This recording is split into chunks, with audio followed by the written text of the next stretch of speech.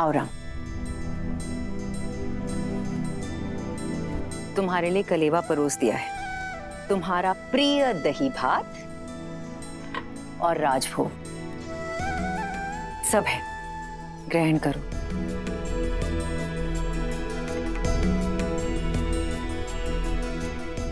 माँ, सीता का है? भोर की पूजा समाप्त नहीं हुई? रघुकुल की चारों पुत्र वधु भोर से ही तट पे हैं। महर्षि मुद्गल के कहे अनुसार छठी मैया की पूजा कर रही हैं।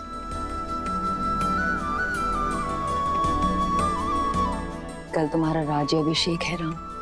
कल के पश्चात बहुत से कर्तव्य, बहुत से दायित्व निभाने हैं तुम्हें।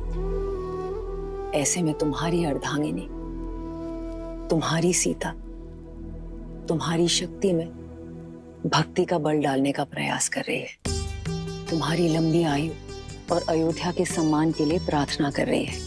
रघुकुल के दीप की सुरक्षा की प्रार्थना कर रही है। तब तो समय लगेगा माँ। कुछ खाया उन चारों ने? कहाँ? 12 प्रहर का उपवास है उनका, जो तुम्हारे राज्य अभिषेक से पहले ही समाप्त होगा। परिवार में पुरुष चाहे सफलता के जिस भी शिखर पर पहुंच जाए, उसका आधार, उसकी धरा एक स्त्री ही होती है। और मां, घर की उन्नति में पति पत्नी दोनों ही भागी होते हैं ना, तो व्रत केवल स्त्री ही क्यों रखे? मैं भी सीता के लिए व्रत रखूंगा। राम सिया राम सिया राम सिया राम, राम सिया राम सिया राम। और मेरा ये व्रत सीता के प्रति मेरे प्रेम और सम्मान का प्रतीक होगा। हाँ,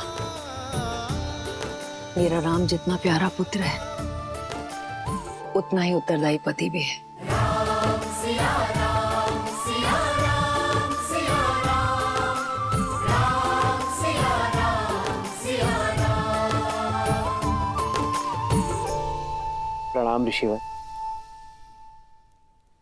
कल सुबह सूर्य की पहली किरण के साथ ही श्री राम का राज्याभिषेक होगा और श्री राम जैसा धर्मात्मा राजा पाकर ये धरा धन्य हो जाएगी।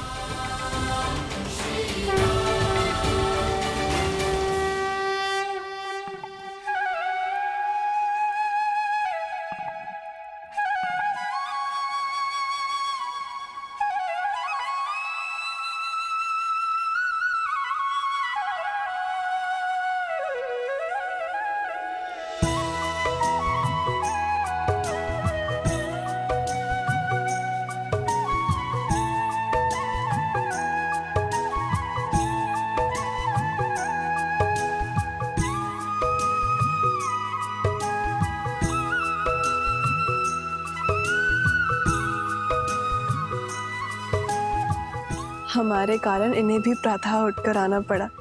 बेचारे, लगता है अभी भी मीठी निद्रा के स्वप्न देख रहे हैं।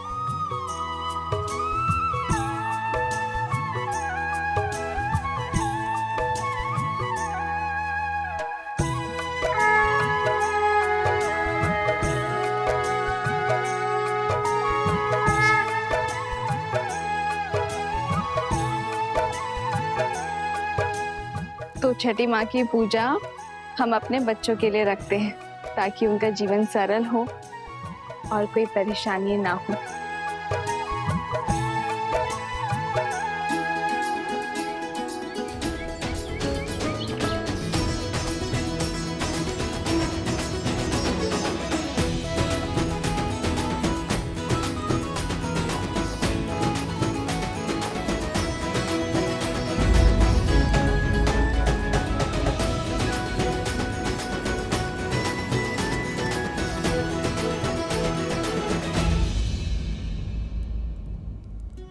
पिछले 14 वर्ष से हमें जिस दिन का इंतजार था, तुम उसका भाग नहीं बनना चाहती हो।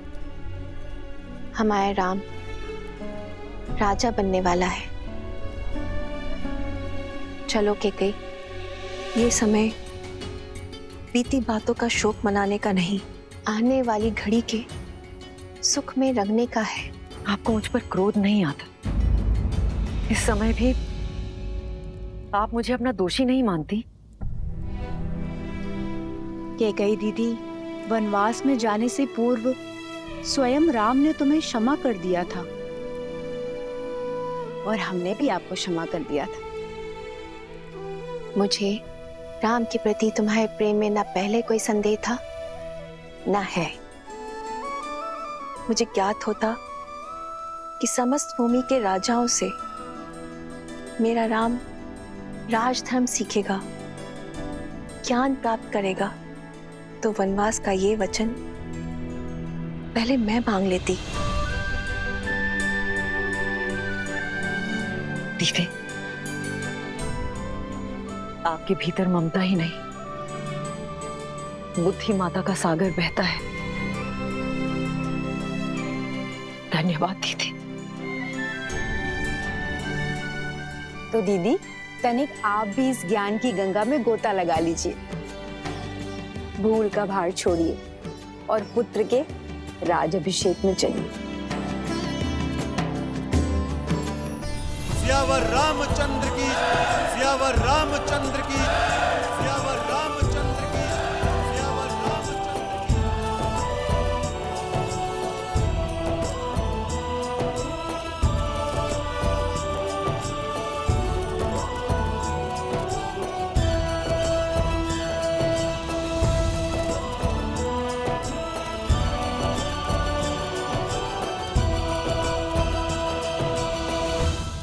सियावर रामचंद्र की, सियावर रामचंद्र की, सियावर रामचंद्र की, सियावर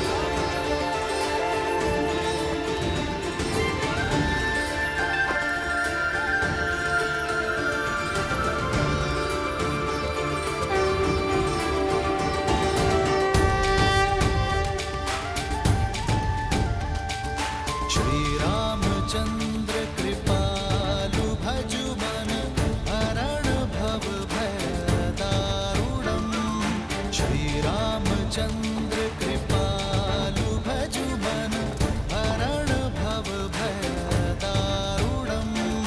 नव कंज लोचन कंज मुख कर कंज पद कंजारुणम्।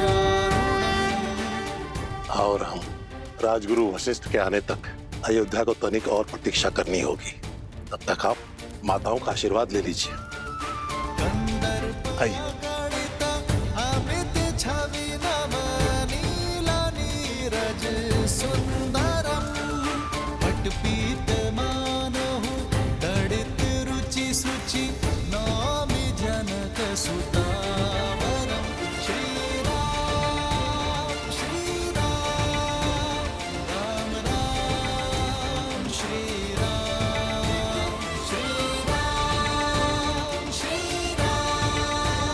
राजा राम श्री राम।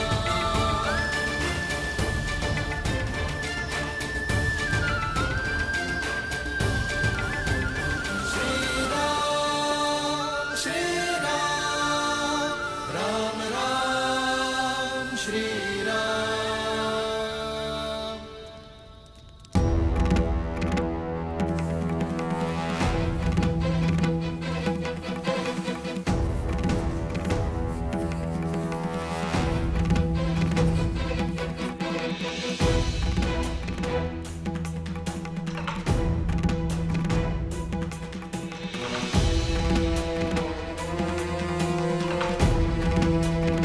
महर्षि पराशर, नक्षत्रों से उलझने के लिए अभी बहुत समय है। राज्याभिषेक में आपकी प्रतीक्षा हो रही है ऋषिवर।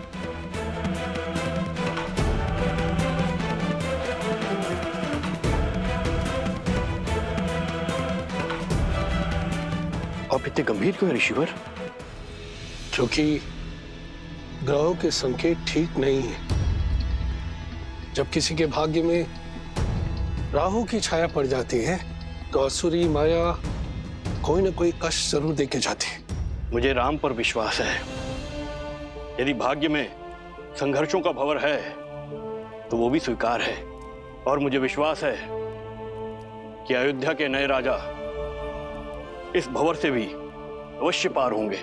एक राजा के जीवन का संघर्ष उसकी संपूर्ण प्रजा को भोगना पड़ता है। इस राज्य अभिषेक के समय की कुंडली में यह स्पष्ट है कि एक महाआसुरी शक्ति अयोध्या में प्रवेश करने वाली है।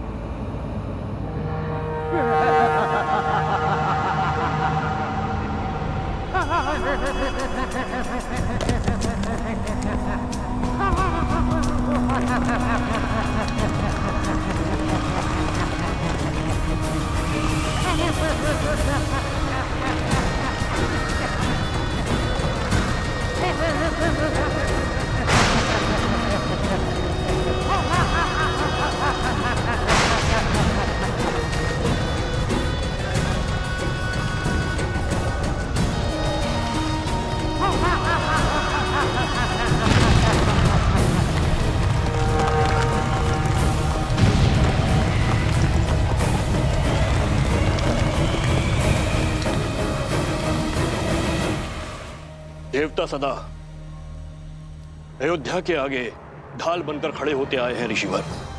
यदि कोई आसुरी शक्ति रामराज में प्रवेश करने की चेष्टा भी करेगी तो उसका सामना धर्म की शक्ति से होगा। आप आइए और राम को आशीर्वाद दीजिए। शुभ घड़ी में कुछ ही समय शेष है। आशा करता हूं कि इस बार भी आपके विश्वास की जय हो।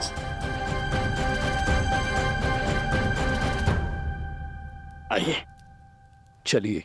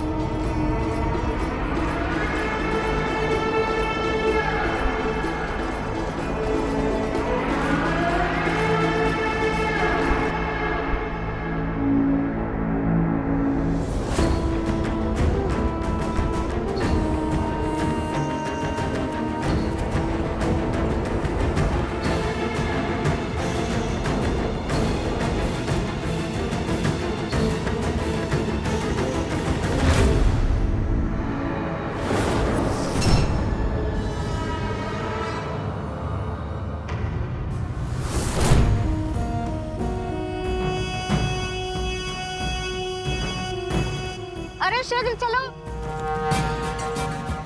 आज अभिषेक का समय हो गया है।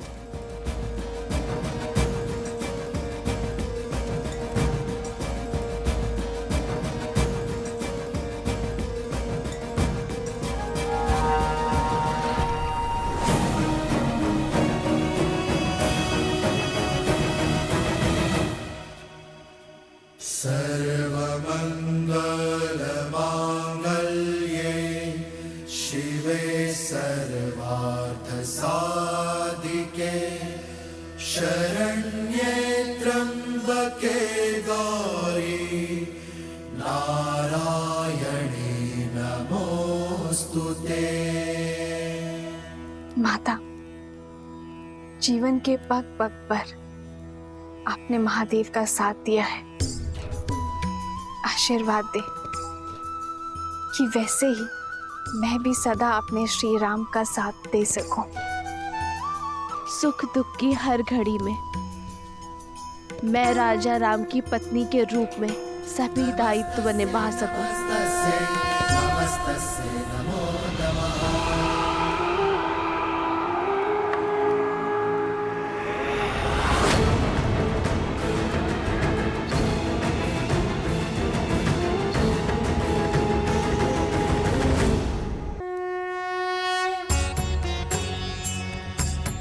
राज्याभिषेक न केवल एक रीति है बल्कि होने वाले राजा के पवित्र उत्तरदायित्वों के लिए पवित्र प्रारंभ है। रीति अनुसार मंगल बेला में सर्वप्रथम श्री रामचंद्र जी की देह को तेल विविध औषधियों के मर्दन से शुद्ध किया जाएगा। पृथ्वी, जल, अग्नि, वायु, इन चार तत्वों के साथ आकाश तत्व के जुड़ने से इस तन का निर्माण होता है। और इसमें सबसे अधिक रोग उत्पन्न होते हैं वायु तत्व के कारण।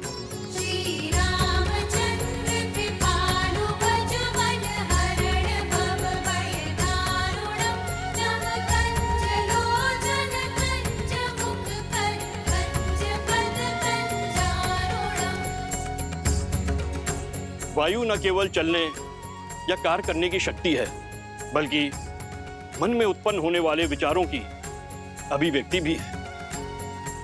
मन के मैल के कारण ही समस्त संसार में पाप, अपराध और दुराचार होते हैं। अतः मंत्रों से मन को बांधकर एवं तेल के मर्दन से वायु तत्व को शांत किया जाता है। पश्चात यह मन स्वच्छ हो जाता है, और जिस राजा का मन स्वच्छ हो वह धैर्य और सहनशीलता का पर्याय होता है।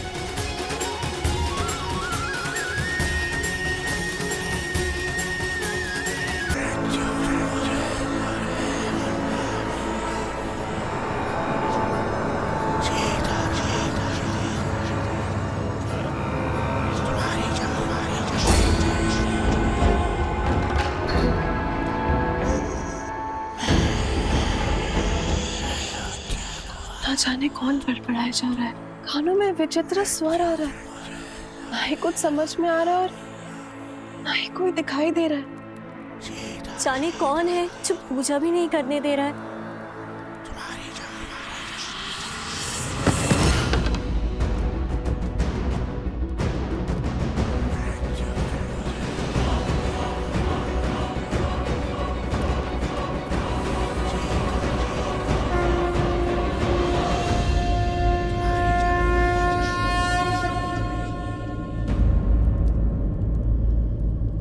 क्या हुआ उर्मिला, इतनी विचलित क्यों हो तुम? दीदी, आपको ये ध्वनि नहीं सुनाई दे रही? कैसी ध्वनि? मुझे तो कुछ सुनाई नहीं दे रहा है।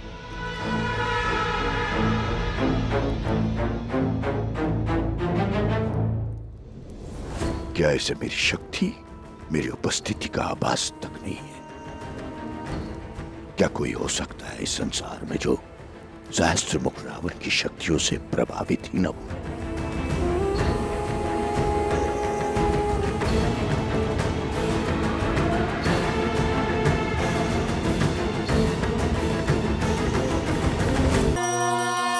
स्वस्ति न इंद्रो वृद्धश्रवाः स्वस्ति न पूषा विश्ववेदाः स्वस्ति नस्ताक्षो अरिष्टनेमि स्वस्ति न बृहस्पति दधातु। ओम शांति शांति शांति। तेल के मर्दन से वायु तत्व शांत हो जाता है। तन के साथ साथ मन भी स्वच्छ हो जाएगा, ताकि राजा सदा उचित मार्ग को चुने और धर्म का पालन कर सके।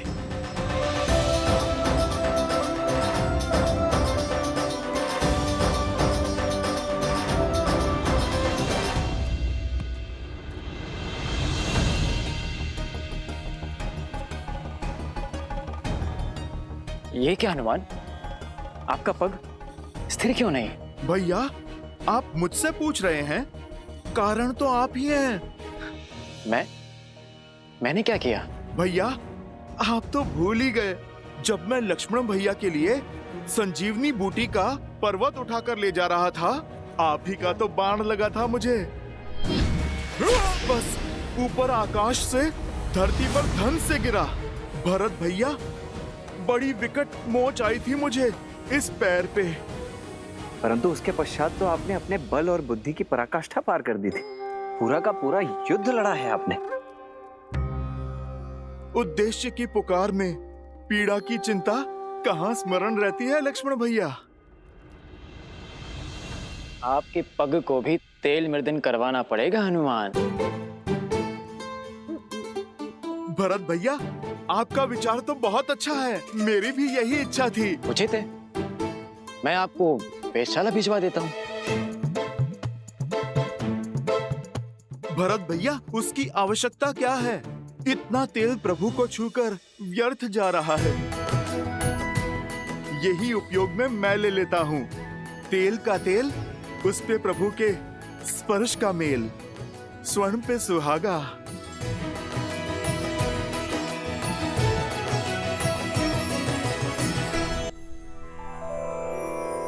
श्री गुरु चरण सरोज रज, निज मनु मुकुरु सुधारी। बरनउँ रघुबर बिमल जसु, जो दायक फल चारि। यही तेल प्रभु श्री राम को स्पर्श करके आया है, मेरे तन और मन को स्थिरता दे सकता है। समझ रहे हैं भरत भैया? सब समझ में आ रहा है लक्ष्मण।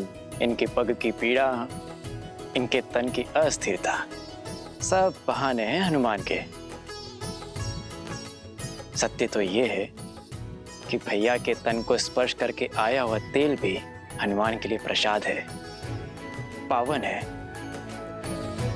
सच में हनुमान की भक्ति अनुपम है। पर ये तो कम है, अभी तो और अभिषेक होंगे। भैया को माटी भी लगाई जाएगी। क्या हनुमान वो भी अपने तन में मर लेंगे? कहीं या विचित्र दृश्य ना प्रस्तुत हो जाए। उचित कह रहे हो शत्रुघ्न। भ्राताओ, बहुत बड़ी भूल हो गई हमसे। सीता भाभी माँ के साथ ही रखना चाहिए था हनुमान को। अब और न जाने क्या क्या खेल दिखाएंगे ये। भरत भैया, जो पहले ना हो सका वो अब भी तो हो सकता है। अर्थात? हनुमान जी, एक कार्य तो शेष रह गया। हमें शीघ्र भाभी माँ को यहाँ बुलाना होगा। वो क्या है कि भैया के शीश पर जब अयोध्या का राजमुकुट सजेगा तो उन पर प्रथम पुष्प वृष्टि करने का अधिकार तो भाभी माँ को ही है ना। तो समस्या क्या है लक्ष्मण भैया? प्रभु के कार्य में कोई भी विघ्न नहीं आएगा। राम लखन सीता सहित, हृदय बसहु सुरभि।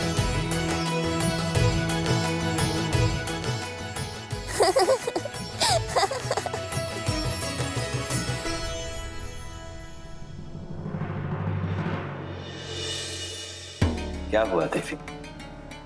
इस शुभ अवसर पर महर्षि पराशर के गंभीर मुखमुद्रा का कारण सोच रही हूँ। कदाचित उन्होंने नक्षत्रों और नियति की चाल को पढ़ लिया है। स्त्री के सम्मान का प्रश्न है महादेव। मुझे सीता को दिव्य सिंदूर रूपी अस्त्र जाकर देना ही होगा। माता, दिव्यता का सिंदूर से क्या संबंध? सिंदूर न केवल माथे पे लगा लाल रंग है और न ही किसी स्त्री के विवाहिता होने का प्रतीक। स्त्री अपने मांग में सिंदूर के साथ विवाहित जीवन के सुख, समृद्धि और स्वास्थ्य के रंगों को भी भरती है। सिंदूर एक ऐसी ढाल है जो सभी प्रकार की नकारात्मक ऊर्जाओं से पति और पत्नी के संबंधों की रक्षा करता है, भीतर और बाहर के सभी द्वंद्वों का अंत करता है। जिस प्रकार श्री राम को युद्ध के समय भिन्न भिन्न प्रकार के शस्त्रों और अस्त्रों से सुसज्जित किया गया था, अब समय आ गया है देवी सीता को भी वैसे ही सज्ज करने का, क्योंकि शीघ्र ही एक और असुरी शक्ति चुनौती देने वाली है। और इस बार युद्ध केवल श्री राम को ही नहीं, देवी सीता को भी लड़ना होगा। आप जाइए देवी, समय अत्यंत कम है।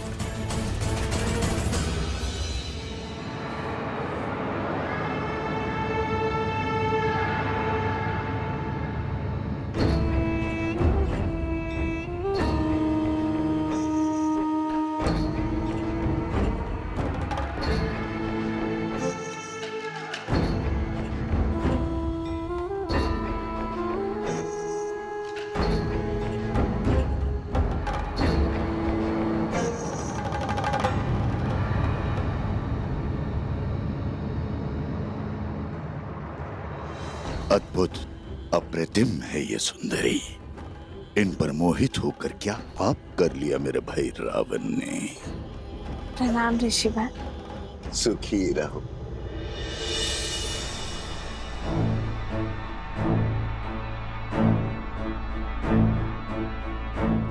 तुम्हारी सखिया कुछ विचलित लग रही है। हाँ ऋषिवर, इन्हें कुछ विचित्र स्वर सुनाई दे रहा है, किंतु मुझे कोई अनुभव नहीं हो रहा। अद्भुत। ब्रह्मांड में निरंतर अनेक ध्वनियां गूंजती रहती हैं। शब्दों और विचारों की तरंगे उठती रहती है। दुर्भाग्य होता है उन लोगों का जो उसे सुन नहीं पाते। कोई बात नहीं,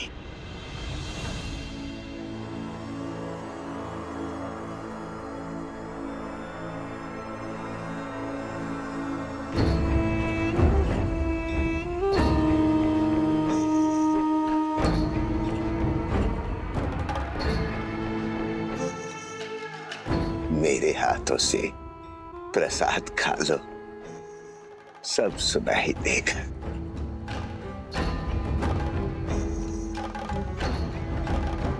लो।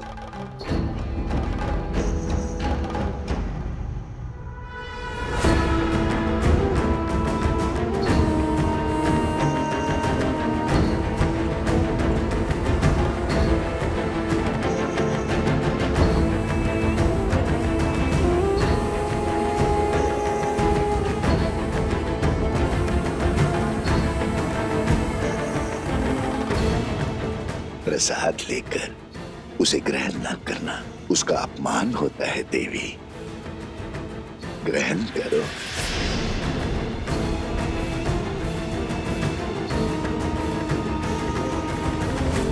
क्या हुआ, कोई संदेह? संदेह नहीं, समर्पण है ऋषिवर। श्री राम के राज्याभिषेक के लिए मैंने व्रत रखा है। आज राज्याभिषेक के बाद ही मैं छठी पूजन का व्रत खोलूंगी। क्षमा कीजिएगा ऋषिवर, किंतु मैं ये प्रसाद अभी ग्रहण नहीं कर पाऊंगी। प्रणाम। कल्याण हो।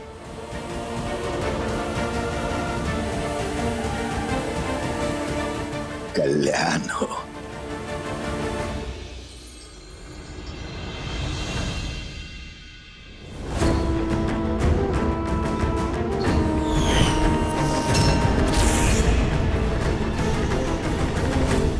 तेल अभिषेक संपन्न हुआ, अब मृदा अभिषेक आरंभ हो।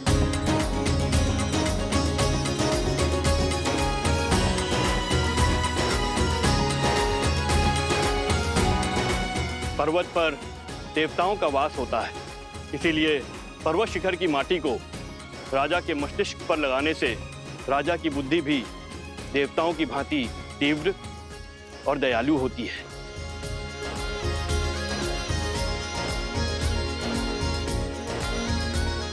राजमहल के आंगन की माटी में शौर्य की गाथाएं, वीरों का रक्त घुला होता है और इस माटी को हृदय से लगाने से भावी राजा का मन दृढ़ होता है।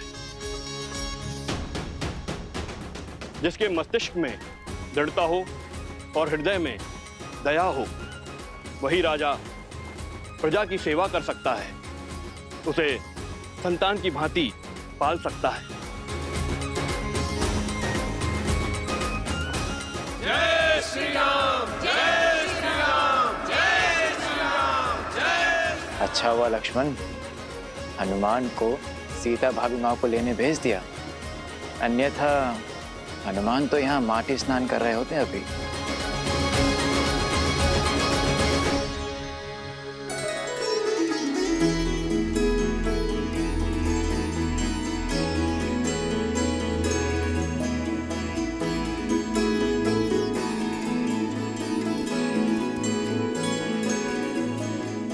कहाँ है मैया? उन्हें तो शीघ्र प्रभु के पास लेकर जाना है।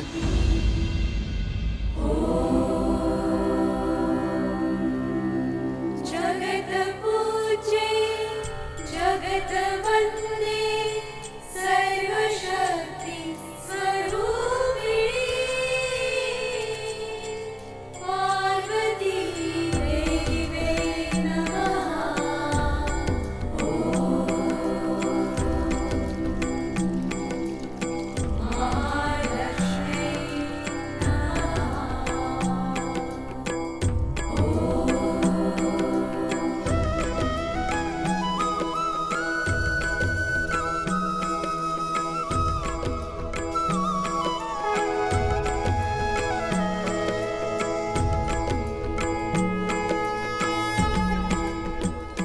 सुनिए,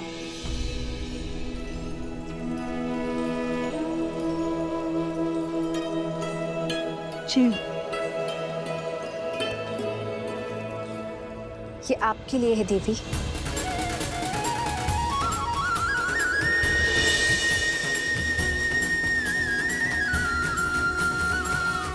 आप मुझे जानती हैं? जिन देवी सीता ने स्त्री की पवित्रता और साहस को नई परिभाषा दी, उन देवी सीता को कौन नहीं जानेगा। ये पवित्र सिंदूर है। श्री राम के राज्य अभिषेक होने के साथ अयोध्या का सोया हुआ सौभाग्य भी जागने वाला है। श्री राम के कंधों पर बड़ा भार आने को है, किंतु पत्नी के समर्थन के बिना पति के कर्म और धर्म की यात्रा अधूरी है। ये सिंदूर आपको सबल करेगा, अपने पति का संबल बनने के लिए भी और आने वाले कष्टों का सामना करने के लिए भी। धन्यवाद। पर आप गौरी माँ से आशीष मांगा था ना, तो समझो ये उन्होंने भेजा है।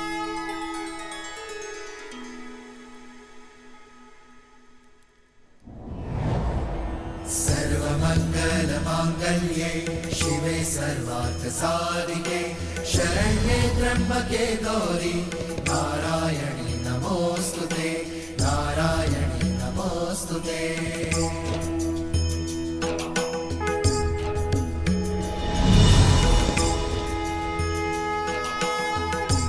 ये क्या माता, दान देने के दिन में आप दान ले रही हैं? ये दान नहीं, प्रसाद है हनुमान। अच्छा माता, पर प्रसाद तो खाया जाता है ना। आपने मस्तक पर क्यों लगाया? क्योंकि इसका यही कार्य है। जब पत्नी अपने पति का नाम लेकर आज्ञा चक्र पर कुमकुम से तिलक लगाती है, तो उसका मन उसके साथी के साथ जुड़ जाता है। वैसे ही जब मांग में पूरी आस्था और विश्वास के साथ ये सिंदूर लगाया जाता है, तो एक स्त्री का जीवन उसके पति के साथ बन जाता है। माता, ये तो बड़ा कठिन विवरण है। समझो, इसे अपने मस्तक पर धारण करने से श्री राम की आयु बढ़ती है, मन में उनके लिए प्रेम बढ़ता है और समाज में उनकी प्रतिष्ठा। क्योंकि मेरे मन में केवल श्री राम है।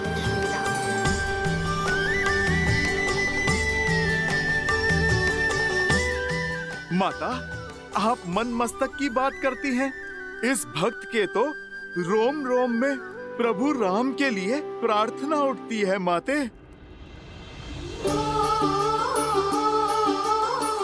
किंतु यदि मैंने अपने पूरे शरीर पर ये सिंदूर का लेप लगाया, तो ये समाज मेरे पति का उपहास उड़ाएगा, मेरे प्रेम पर हंसेगा।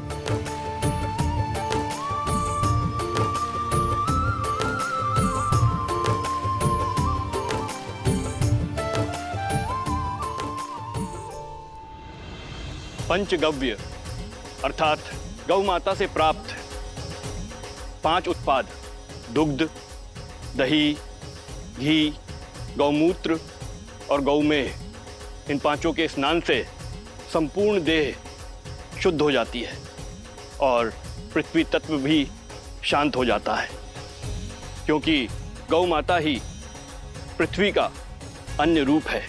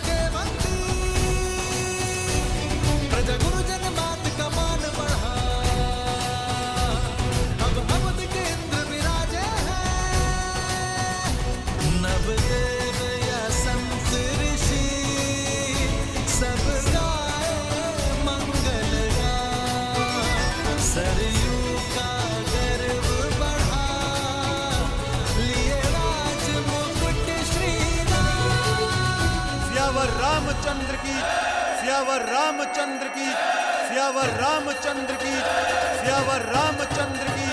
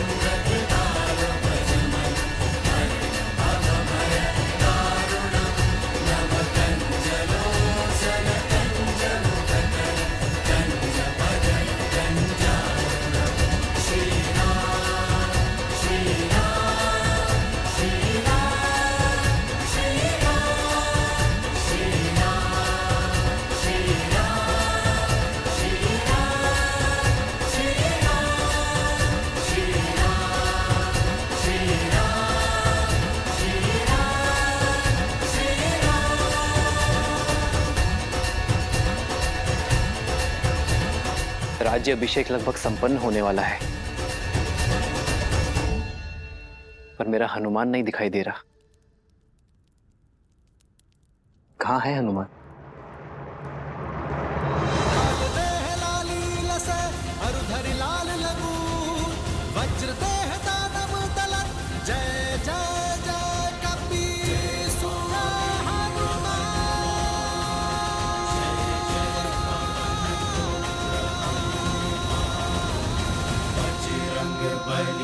हनुमान जय जय महाबली हनुमान।